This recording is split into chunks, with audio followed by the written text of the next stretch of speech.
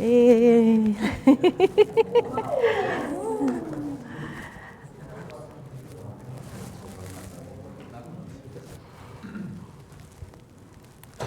Bonjour tout le monde. Ça fait tellement plaisir de vous voir. Alors, on commence. Ah, il y a une autre fille qui va rentrer. Il y a d'autres personnes qui rentrent. Parfait. Bienvenue. Bienvenue. Alors, avez-vous déjà ressenti une peur incroyable vous prendre dans les tripes et vous tordre, vous vriller le ventre? Oui, hein? Comme si vous étiez suspendu à un fil dans les airs. Et là, vous sentez votre main bienvenue. Votre main qui glisse doucement. Et là, la terreur qui vous dit, est-ce que je vais atterrir sur mes pieds ou est-ce que je vais sombrer dans l'échec total? On se demande, hein? Oui. Bien, moi, vous avez deviné, c'était mon travail. J'étais une artiste de cirque et je faisais le tissu aérien. Alors, tous les soirs, je vais prendre mon clic, j'ai quand même des photos.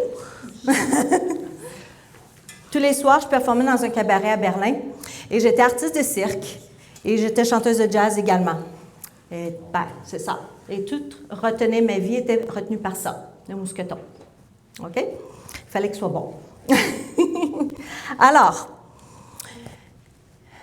je vais mettre ça de côté pour le moment. Je vous emmène en 2001 à Paris, au plus grand festival de cirque au monde, le Festival mondial du cirque de demain. C'est comme les Olympiques du cirque, ça. OK? Et là, on a sélectionné les meilleurs artistes de cirque au monde. Toute la crème est là. C'est tellement excitant. Puis toute la gomme artistique circassienne est là également. OK? Vous pouvez vous imaginer, là, on a début vingtaine, là, on est là, oh my God, tu sais, c'est une chance dans la vie, puis moi, je veux gagner. Je suis là parce que je veux gagner. Moi, je suis une high achiever, OK? Il faut comprendre ça, là, et que j'ai des objectifs de même, là, je veux gagner, OK? Alors, j'ai inventé de toutes pièces, dans ma tête, une dangereuse double chute, OK? Parce que je vais impressionner les juges. Fait que là, c'est une chute, OK? Que je fais, c'est comme un double salto arrière dans les airs et je me rattrape. Parce que là, j'ai une petite photo, mais pas de toute la chute, malheureusement, mais... Voyons. J'ai-tu trop des ongles longs, moi, là? Et là, c'est ça, ça se rattrape comme ça. Donc, le tissu rattrape mes chevilles, OK? Alors, fait que là, je suis dans mon tissu, je grimpe dans mon tissu. Mon tissu, là, il est juché à 30 pieds dans les airs, OK? Là, je monte à 30 pieds dans les airs. Et là, j'ai la peur au ventre, comprenez-vous? La chienne, parce que je ne l'ai jamais faite, la chute, je l'ai juste créée dans ma tête. Là, je me dis, t'es folle, ma fille, là. Tu vas faire une chute pour la première fois. Super, tu sais. Fait que là, je me dis, OK, prends mon courage à deux mains. Hey, ça fait longtemps que je pratique. Je connais mon corps, je connais mon appareil. Fait que là, je m'élance dans la chute. Là, je m'élance. Premier salto. Et deuxième salto. Et là, je vois mes jambes, là, je vois le tissu dans les airs. Là, le tissu devrait refermer les chevilles comme ça. Mais ce qui arrive, c'est que le nœud ouvre comme ça, puis je tombe. Je tombe de 30 pieds, la tête la première en bas. Et là, je ne peux pas dire à quel point que j'ai peur. Je me dis, écoute, j'essaie d'attraper mon tissu comme ça, mais ça va tellement vite, puis il est trop tard. Je suis en train de tomber, j'ai la tête la première en bas, puis là, je me dis, OK, je vais-tu mourir? Je vais-tu paralyser? C'est-tu déjà la fin de ma vie? C'est-tu tout ce que j'avais à apprendre dans la vie, tu sais? Là, la terreur au ventre. J'entends les cris de tous les artistes qui sont tous assis autour de l'arène, parce qu'il faut comprendre qu'eux autres, ils regardent des répétitions, hein? C'est une journée de répétition la veille de la compétition. Parce qu'ils sont tous là parce qu'ils veulent voir s'ils ont une chance de gagner une médaille. Fait que là, ils crient. Et là, moi, je capote. Et là, je me dis, comment je vais faire pour atterrir? Puis là, je sens que là, je vais m'écraser bientôt au sol. C'est imminent, je m'écrase au sol. Et là, je sens quelque chose qui arrive d'unique que j'ai jamais vécu avant, quelque chose que j'ai jamais dit à personne, à part ma mère. Je sens deux anges, OK? Je les ai nommés comme ça, fait que je peux pas dire autrement, je les ai pas vus de mes yeux, je les ai sentis. Je sens deux anges qui m'attrapent dans leurs bras et qui me déposent avec une douceur infinie au sol. Et moi, je me sens comme une plume, que j'ai pas de casse, comme une plume qui virevole, puis qui arrive sur un nuage de coton, tout doucement, avec une douceur infinie. Et là, je comprends pas ce qui se passe. Et là, ça dure une fraction de seconde, tout ça. Et là, c'est comme si je réintégrais mon corps physique. Très étrange. Je suis au sol, je sens la froideur du sol et je sens mon corps commencer à vriller, mais d'une vitesse inouïe que j'ai jamais ressentie avant. J'ai aucune idée où je me trouve dans l'espace. J'ai aucune idée que mon corps, tu sais, qu'est-ce qui arrive avec mon corps, je ne sais pas. Jusqu'à temps, j'ai passé du centre de l'arène jusqu'au rebord en bois, puis j'ai rentré dans l'arène, dans un bruit fracassant, ça fait BAM! Et là, j'ai dit mon épaule. Ouch! Ben, là, j'étais à terre, puis là, j'étais comme, ça se peut pas. Ça se peut pas, je suis encore en vie, je respire. Ça se peut pas, j'ai aucune blessure sérieuse. Comment ça se fait? J'ai aucun os brisé, comment ça se fait? Je viens de tomber de 30 pieds dans les airs. Comment ça se fait? Fait qu'à ce moment-là, là, il y a une force que je sens en moi, c'est comme une brûlure presque dans mon ventre. Là, je me lève. Vous sentez mon énergie, je me lève. Je me dirige vers le tissu. Je monte les 30 pieds et je refais la même chute. Paf! Je sais que vous êtes en train de se dire, elle est folle en tabernacle. Elle est tarée dans le coco. Oui. Peut-être que c'est vrai, mais je peux vous dire une chose. Si je n'avais pas affronté ma peur à ce moment-là, si je n'avais pas remonté tout de suite dans le tissu et refait la même chute, là, vous parlez d'une professionnelle de cirque quand même, là. C'est pas n'importe qui, là. Tu sais, je disais, j'avais pratiqué pendant des années pour m'arriver là. Si je n'avais pas remonté tout de suite dans le tissu, là, c'était la fin de ma carrière. Puis ça, je le savais. Je le savais, OK? Puis il n'était pas question. Pas question. Oh non, pas avec moi. Alors, vous ne serez peut-être pas étonnés que j'ai refait encore la chute le lendemain pendant la compétition, right? Puis j'ai gagné une médaille de bronze. Merci. Merci beaucoup. Alors, j'avais une petite vidéo, mais mes mots disons, j'ai mis des faux ongles la semaine passée, j'avais une grosse compétition, puis là, on dirait que, une grosse compétition de conférencière d'ailleurs. Non, on va laisser faire le PowerPoint. C'était juste pour vous, mais on va rester sur ça. Ça a l'air. OK. Alors, pourquoi je vous raconte cette histoire-là, vous pensez? Parce que on a tous vécu des peurs comme ça, right? Ah, vous n'êtes pas tombé dans le pied, je comprends. Mais on a tous ressenti la peur du rejet, la peur de l'échec, la peur de ne pas être capable. Ah, je ne serai jamais capable. On connaît ça. Je suis pas assez bonne. Et on connaît ça. Hello, high achiever. Hello, high achiever. Bien, c'est ça. Puis, vous savez, ça, c'est trop dommage parce que ça nous bloque dans l'atteinte de nos objectifs, OK? On a toujours deux choix, hein, quand on fait face à la peur. On a deux choix. Soit qu'on conquiert notre peur et on se dit, j'avance dans mon objectif, même si j'ai peur, parce que c'est moi qui run ma vie. All right? L'autre côté, c'est je laisse la peur me dicter ma vie, écrire mon histoire. Je laisse la peur anéantir mes rêves, mes buts.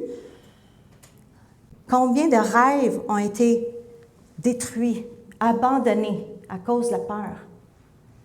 Combien? Comment la vie serait belle avec tous les rêves de tout le monde. Oui? Alors, c'est très épouvant, mais je sais que c'est épouvantable cette histoire-là, mais OK. Alors, ce qu'il faut comprendre, c'est que c'est important de dépasser ses peurs. Là, j'ai une question pour vous. Quel Qu'est-ce que vous voulez, vous? Est-ce que vous savez ce que vous voulez? Il y en a que je sais qu'ils savent en tabarouette. Oui.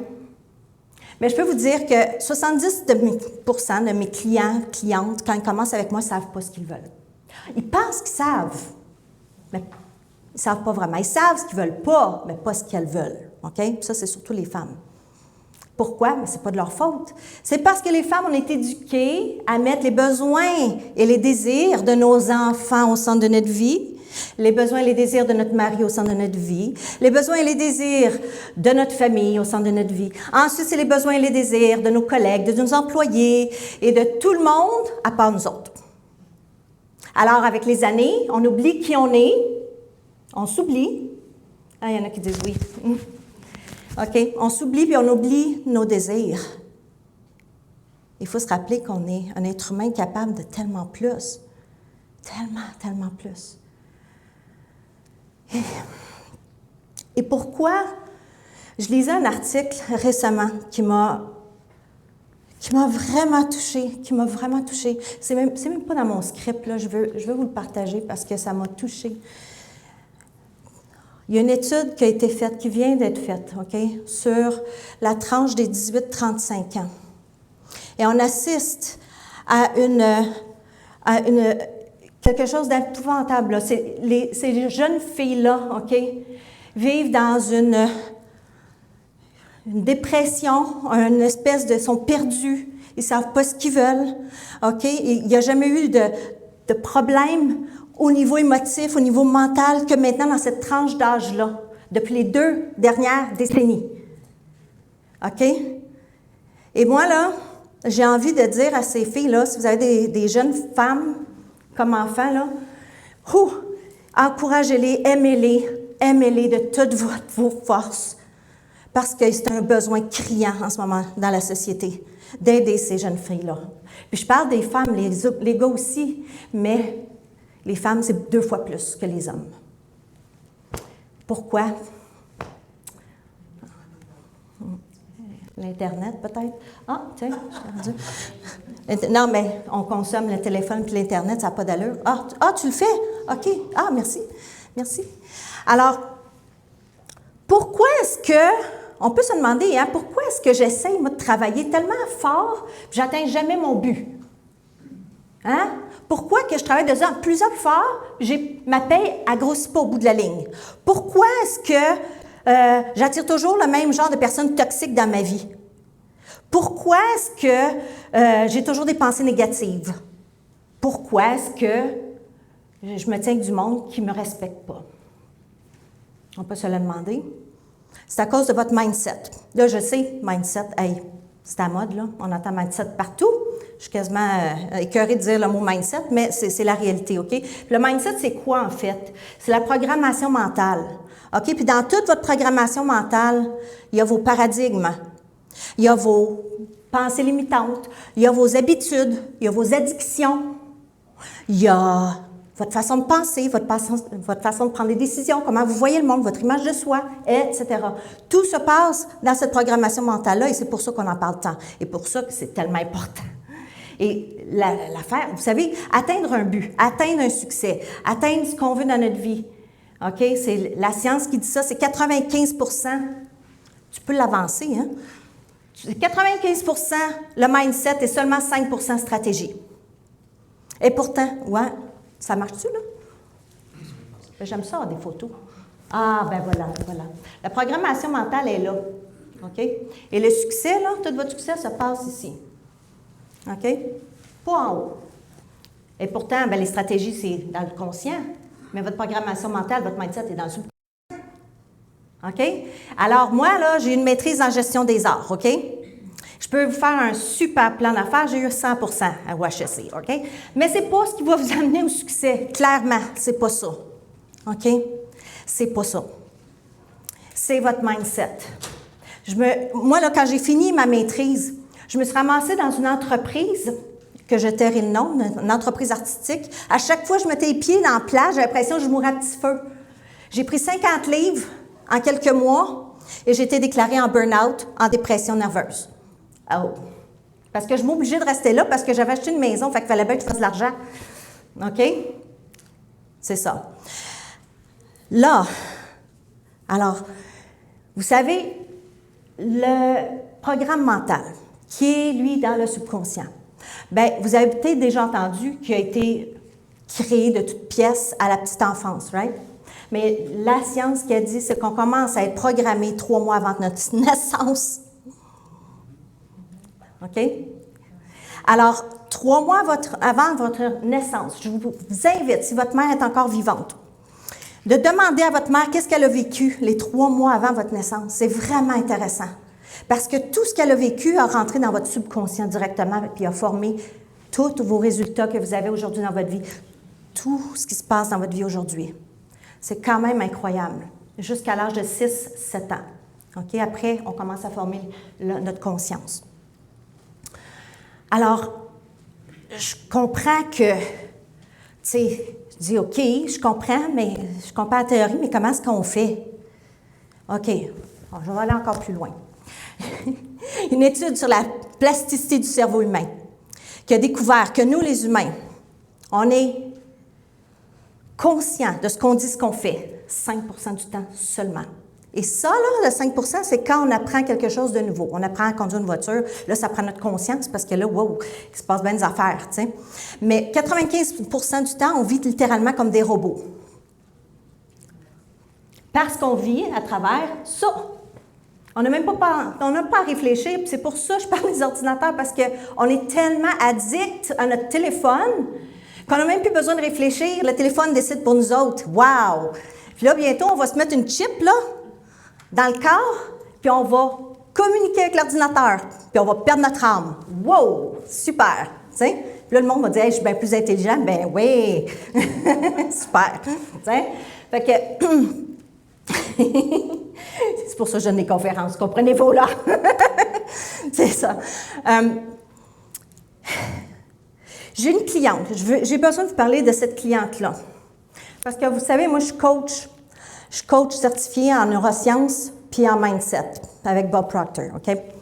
Ça fait 7 ans maintenant que je coach. Puis je peux vous dire quelque chose.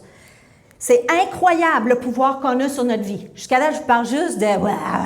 je vous vomis ça, là. Mais on a un pouvoir exceptionnel sur notre vie.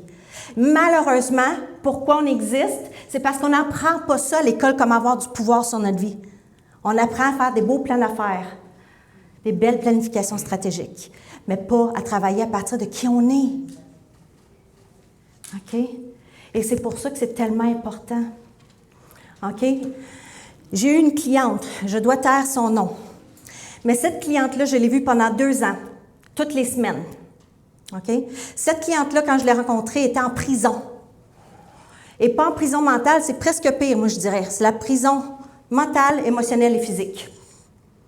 Cette femme-là était enfermée dans sa chambre, tous les jours, à longueur de journée. Vous pouvez vous asseoir. Ça fait plaisir. Et... vous savez, elle était enfermée dans sa chambre. Donc, la première fois que je l'ai rencontrée, je lui ai dit, c'est quoi ton but? C'est quoi tu veux, toi, dans la vie? Elle a dit, moi, je voudrais moins de poussière chez nous. 70 % des femmes qui ne savent pas ce qu'ils veulent. C'est ça. Fait que là, je dis, OK, qu'est-ce qu'on fait avec ça? OK. Je suis allée creuser plus loin, puis là, je me suis rendu compte que cette femme-là, elle s'embarrait dans sa chambre tous les jours parce qu'elle vivait dans une terreur permanente. Parce qu'elle avait un fils adoptif qui était schizophrène et bipolaire et refusait de prendre sa médication. OK? Fait que lui, il pétait des crises puis il menaçait de la tuer avec un sabre japonais. Et j'en passe. OK? Alors, cette femme-là, pour sa sécurité, elle s'enfermait dans sa chambre. Fait que là, elle voyait la poussière. J'en parle, puis... en tout cas... je l'aime. Je l'aime vraiment. Elle s'appelle Eva, on va dire. Alors, Eva, au bout de 2 ans, elle est devenue libre dans sa tête, libre dans son corps, et là, libre dans son cœur. OK? Parce qu'elle a appris, je lui ai coaché à mettre ses désirs et ses besoins au centre de sa vie, à mettre ses limites. OK? À marcher vers la peur, c'est pas grave, on trouve les solutions ensemble. La peur existe, mais c'est pas le boss de notre histoire. OK? Je l'ai appris à avoir confiance en elle, à s'aimer, à voir la merveilleuse personne qu'elle est, parce qu'elle est merveilleuse. Et aujourd'hui, elle le sait. Puis je peux vous dire qu'avant de la coacher, cette femme-là, c'était une chanteuse d'opéra internationale. Et maintenant, elle s'est remise à chanter, elle a 70 ans. OK? Merci, Eva, d'être dans ma vie, je peux vous dire. OK. Je vous parle d'elle parce qu'on peut changer notre vie. On peut changer tous les résultats qu'on a besoin de changer dans notre vie. Et c'est pas une joke, c'est pas de la bullshit, c'est vrai. Excusez-moi pour mon langage. C'est vrai. C'est vrai, il faut croire en nous. Mais il ne faut pas attendre d'être motivé pour faire des pas vers sa vie. Il ne faut pas attendre d'être parfaite pour faire des pas dans sa vie. Non. Non, ça ne sert à rien. OK? Là, il y a des super pouvoirs qu'on a à l'intérieur de nous. Et c'est ce que je coach, entre autres, dans mon coaching. Mais je vais vous en donner 2 aujourd'hui qui sont pour moi centraux à mon coaching. Le premier, c'est l'image de soi. OK? L'image de soi, là, on ne se rend pas compte à quel point que c'est au centre de notre vie et c'est au centre de notre succès. OK? L'image de soi. On a 2 niveaux d'image de soi, OK? Externe et interne. On a l'image de soi interne, c'est comment je me perçois moi, qui que je pense que je suis. Qu'est-ce que je pense que je suis capable d'accomplir ou pas. OK? Et là, on voit déjà que ça shake. Hein? Et là, il y a l'image de soi externe qui est qu'est-ce que je pense que les autres pensent de moi? Qu'est-ce que je pense que les autres vont dire de moi? Qu'est-ce que je pense que les autres pensent que je suis capable d'accomplir ou pas? Et là, on est focusé là-dessus, mais pas à peu près. Hein? J'ai pris 10 livres, je ne vais pas à la piscine. Non, non. Hein? Je veux me partir d'un business, je n'ai pas le diplôme. Bien, je ne serai jamais capable. Ben voyons, c'est pas possible. Ça prend une maîtrise pour ça. Hein? c'est ça. On pense toujours que ça nous prend ci, ça nous prend ça, ça nous prend ça. Ben non, commence avec qui tu es, où est-ce que tu es, c'est parfait parce que tu es exactement là où tu as besoin d'être dans ta vie pour faire un pas en avant, pour aller dans la direction de tes objectifs. C'est tout ce que tu as besoin. OK? Je peux vous donner un exemple. Si, par exemple, quand vous étiez petit, on vous a toujours dit que ce que vous faisiez, c'était pas assez bon. Moi, j'avais une mère comme ça, je vais être honnête. J'ai eu une mère, moi, qui... C'est pas qu'elle me disait que j'étais pas bonne. Non, non. Elle me disait, « Hey, il y a une faute, là. Ah non, ça marche pas. Non, non, mais tu peux pas faire ça, c'est bien trop dangereux. Ah non, mais ça c'est impossible. Voyons. » Et là, elle, tu sais, elle était comme... Elle s'est fait dire qu'elle n'était jamais capable de rien faire, fait qu'elle m'a transmis ça. C'est pour ça que j'ai fait du taekwondo puis du cirque, parce que je l'ai défié, ma mère. OK? Mais ce que je veux vous dire, là, c'est que l'image de soi, il va dicter comment, il va développer. Si vous avez été élevé d'une façon comme moi, OK, que votre mère était jamais, tu sais, il y avait toujours quelque chose qui manquait, bien, vous avez intériorisé ça comme une croyance en vous. Et vous fonctionnez encore avec ça aujourd'hui, OK? Moi, je peux vous dire, quand j'étais jeune, j'étais une championne mondiale de taekwondo. J'avais des photos, mais ben... et je peux vous dire, j'ai fait une compétition demi-mondiale qui regroupait 7 pays. Et j'ai gagné la médaille d'or. Et qu'est-ce que j'ai fait avec ma belle médaille? Still! Dans le mur. Parce que je n'étais pas contente de ma performance. C'était jamais assez. Hein? High achiever, there you are. C'est ça. Fait que là, je peux vous dire que, tu sais, dans les années 80, là, on donnait des trophées, puis après ça, on a donné des médailles. Toutes mes trophées sont toutes cassées chez nous. Oh, right! There you go! C'est ça. Fait que, c'est ça. Fait que, et ça a continué. Et je me suis retrouvée dans le cirque comme ça. Et quand j'étais artiste de cirque, ma dernière année, pourquoi j'ai dû arrêter de faire du cirque à un moment donné, c'est que je travaillais 11 mois au cabaret par année, OK? 5 à 6 jours par semaine, right? Puis en même temps, j'étais dépisteur pour le Cirque du Soleil, pour tout le marché européen. Hein? Fait que quand j'avais une journée de congé, je prenais l'avion, je m'en allais dans un autre pays pour voir des talents. Puis en plus de tout ça, je faisais la mise en scène d'un beau spectacle de l'ouverture des championnats mondiaux de handball à Berlin. En plus de ça, j'ai un collègue qui s'était suicidé. En plus de ça, j'étais dans une relation hyper toxique. Ça sera pour une autre conférence, ça.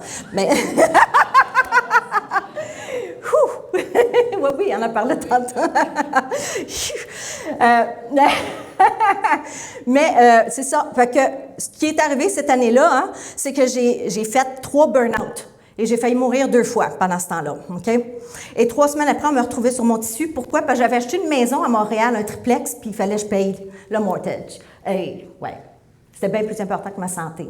OK? Puis non seulement ça, mon nom, c'était pas Sophranie au cabaret, c'était Tits. Parce que je me suis fait enlever des seins, soit dit en passant, mais je faisais du EF, en tout cas, bon, bref. Je suis bien contente d'ailleurs, mais en tout cas, c'est un autre sujet. Mais c'est ça.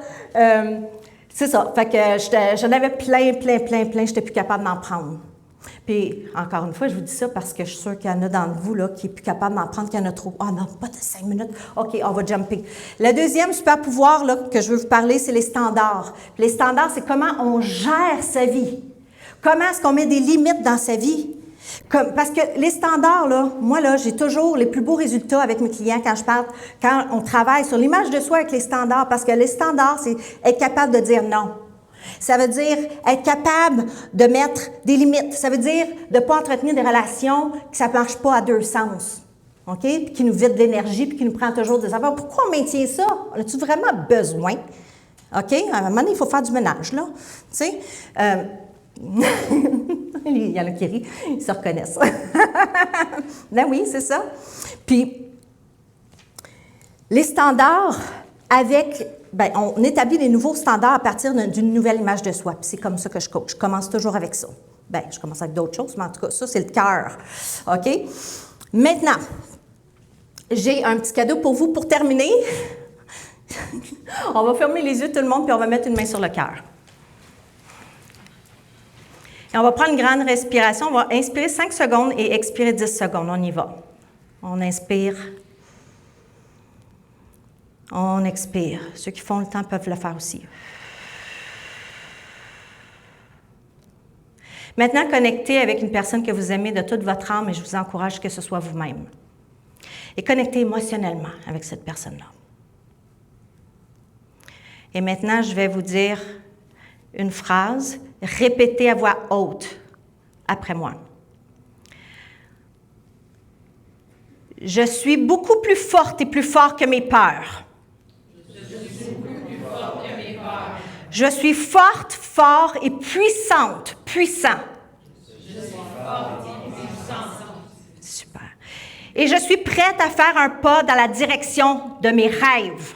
Je suis prête à faire un pas dans la direction de mes rêves. Je vous aime. Vous pouvez ouvrir les yeux. Je vous aime.